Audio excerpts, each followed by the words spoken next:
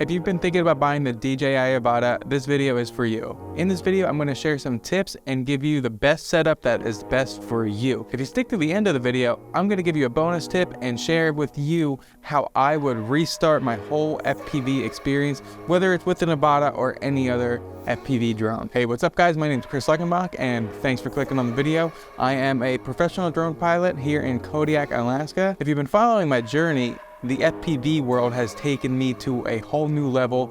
I started out with the motion controller, recently upgraded to this, and you could see when I first got this, I was rough around the edges.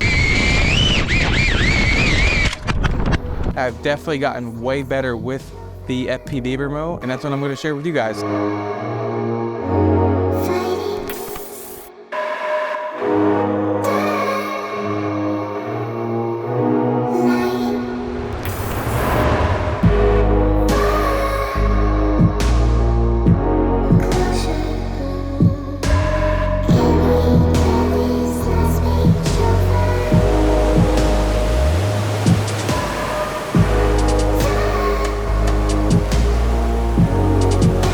So before you get this drone, let's first understand the basics on what it takes to fly this guy. This is the motion controller here. It's like a joystick, kind of like a Wii controller. You point, you look up, you look down, you left, and you go right. Pretty basic. This is the FPV remote. You can do everything this do, but also unlock manual mode. And manual mode is why most people get an FPV. You can do flips, you can do tricks, and you have full control over everything, including the throttle. And the throttle is what makes it different than a regular camera drone that you typically see from DJI. Give a quick rundown on how this works. This here is your throttle. You can see wherever I put this joystick is where it stays. If I want to go full throttle, I just flick it up and there, it's full throttle. If you get this and you have no idea how to work this drone, you're gonna crash. And I've done that plenty of times. I think for beginners, this motion controller really is a great solution. And DJI just released a motion controller 2 that allows you to do new functions like go in reverse and also take off with, this is now a joystick on the second motion controller. I'm not gonna buy it because I'm not a fan of the motion controller anymore, but we'll get into that a little bit later. If you're looking way into the future and what's best for you, get this if you want to do dives off mountains, orbits around epic scenery, or just really learn how to fly an FPV drone at full capacity. This thing limits you on what you can do, but it's great for beginners. You can do slow and somewhat fast movements. You can follow people through trails and be confident that you're not going to crash because it offers a little dot on your FPV goggles that this controller doesn't offer. And that dot really actually is great for beginners because you're not going to crash if you put the dot not on an object. The motion controller only offers sport and normal mode, which allows you to fly up to 30 miles per hour. On the FPV remote as well, you get normal and sport mode, but that's where you get manual mode. And with the DJI Avata, you can fly up to 60 miles per hour with the Avata. Okay, moving on to the goggles, DJI also just announced a wireless goggle setup. And wireless because the battery is built into the goggles and a GPS is built into the goggles. If I want to fly this drone in America, I have to turn on the battery pack, which is its own wires here. You can see I got a little setup here that allows you to be kind of wireless in a sense. I also have to plug in my phone cable connected to my phone to fly in America in general.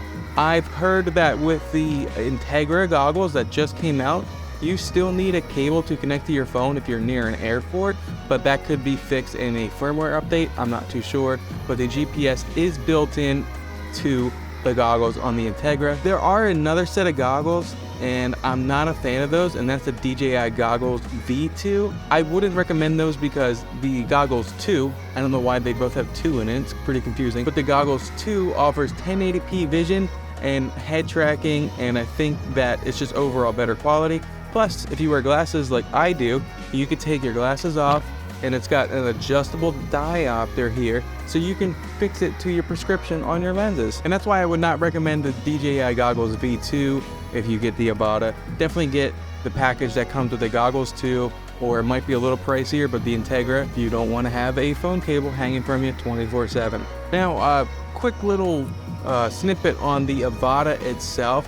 Really strong drone. It's capable of flying in decent wind, but it's not the A tier, S tier, whatever you want to call it, of drones. It has some issues. I don't think the motors are that strong, where I'm saying if you're diving and you're about to hit the ground and you try to pull up, it's gonna take about a second to kind of respond quickly to you. Instead of getting down right here to where you can hit the throttle and go back up, you're gonna have to start pushing the throttle right up here, and then it'll eventually come back up slowly. So it's just got a bigger curve to it, but you can adjust your rates on your controller and you can make it feel better. That's a whole nother video there. I found a system that works really good, and I do think the Avata works about 90% of scenarios that I'd want to fly in. And now let's get into the styles of FPV flying. Whether you're using a controller or the motion controller, there's one thing that this drone thrives in, and that is not being high in the sky where you can't see it, where you're just kind of hovering like a regular camera drone 1,600 feet up in the air legally and whatnot.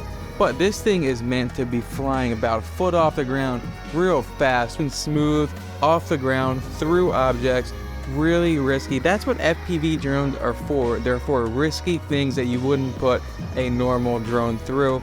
That's not capable. That's why they're tiny. They're meant to go through gaps. And if you don't fly them risky, then I don't think they're worth getting. With that being said, DJI offers a great package called DJI Care Refresh. And I wouldn't always recommend it with every drone because you might not be a risk taker. But if you're gonna get something and you know you're gonna be a risk taker, well, I would recommend paying the extra money and getting their insurance, the DJI Care Refresh. If you lose the drone, they'll send you another one. You have to pay a small fee. But also, if you crash it, they'll fix it risk-free. I've crashed it already twice, sent it in, and I've gotten it back within 5 days. Keep in mind, I'm in remote Alaska. So with that shipping time, getting it back within 5 days is really impressive. Okay, now you know everything about the DJI Avata before you make a purchase. This is the motion controller that comes with it. There's a new one, the motion controller 2. This is the DJI goggles 2. There's a newer one, the Goggles Integra, which comes with GPS and a battery built in. As promised, I told you I'd give you a bonus tip, and that bonus tip is not buying anything except for the remote first. I would buy the full FPV remote control, get it to my house, plug it into my computer, use simulators like Liftoff or Drone Racing League, 2 really good simulators to practice learning the controls of these drones. If you think you can fly the Mavic Mini or the Mavic 2 Pro or the Mavic 3 or the Inspire, it's totally different. You're really gonna need to spend hours upon hours in a simulator. I just hit about 100 hours between real time and a simulator, and I definitely have some work to improve, but I feel like I've gotten to a point now where I can kind of just take off wherever, know what I want to do, and accomplish it. I'm not perfect at it, but I can get the basics done and feel confident in a session wherever I am. But buying this big package first, learning this and saying, okay, well, I hit 30 miles an hour and I've gone flying straight, or I've orbited with my head with head tracking on here, it's not worth it to me. This is cool, it's fun, I'm not gonna lie. But if you have a desire to be the best you can be, just buy this first, practice for a long time, get it down good, and then consider buying a drone package. Unfortunately, DJI still doesn't offer a package that comes with just a controller and not the motion controller. I don't know why that is. Sometimes this is on back order. It took me a couple months for this to come in, but once I got it, I found it totally to be worth it, despite crashing the drone a few times. Speaking of crashing this DJI Avata, if you watch my video here, 5 accessories for the DJI Avata, there's one to avoid, and that thing almost ruined my drone flying career. Click the video up here, and that's all I got for you guys today. Thanks for watching, and I'll catch you in the next one. See ya.